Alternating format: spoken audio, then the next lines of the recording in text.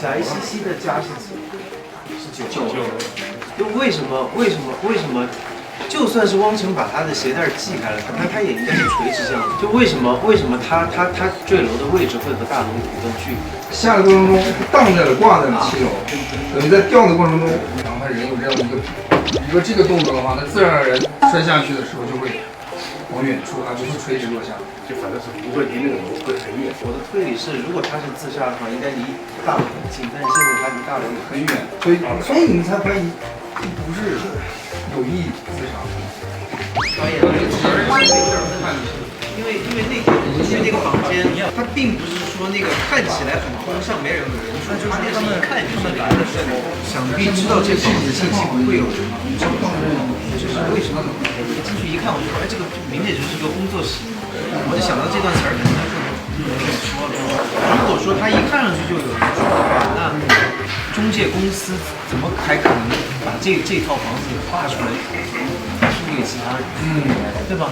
根本就不是说看上去没人住。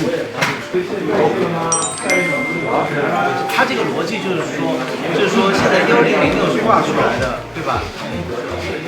但是原本是他那个房间肯定是挂出来，然后又没有人住，但是其实会有一些蛛丝马迹看出来，他那个地方是有住过人的。所以说，他这个房间是正常出租的，但是中介的人知道这套房子短时间内不会有人住，所以他会把那个鞋放在那儿，然后这样子的话，等风头一过，他就会去取。那就直接就这么说嘛，就说这个凶手把这双鞋放在100那个，想必是知道这套房近期不会有人住的，是吧？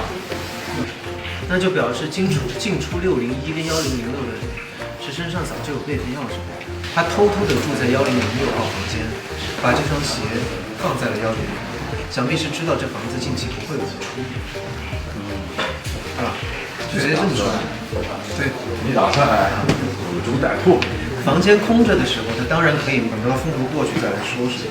但如果突然有人要来看房，愿者上钩。他们没人能看房子怎么样的？我们假扮要是看人，我知道。可以，我觉得很清楚。比剧本说的更清晰一点，准确，还好懂。不是我为什么这么厉害呢？我就能把当时的情况全部就换掉。我觉得我们在所有的东西都只是一种推测。你所有的你就问号都行，咱们别弄得那么肯定嘛。都是土堆土肚子。或者这个就是第一个闪光那个点，我很确定一定会对意外坠楼产生怀疑，所以他将当时6楼翟西西的鞋子重新回到翟西西的家里，取走了同款鞋的右脚鞋。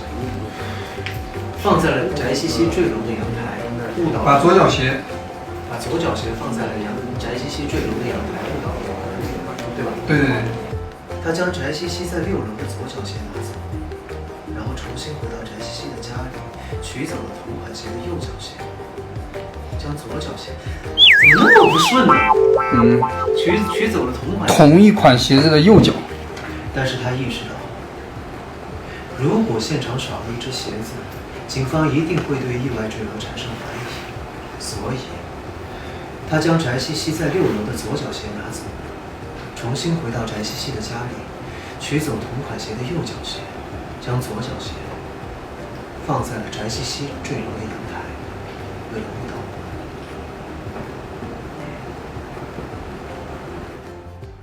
停，好过。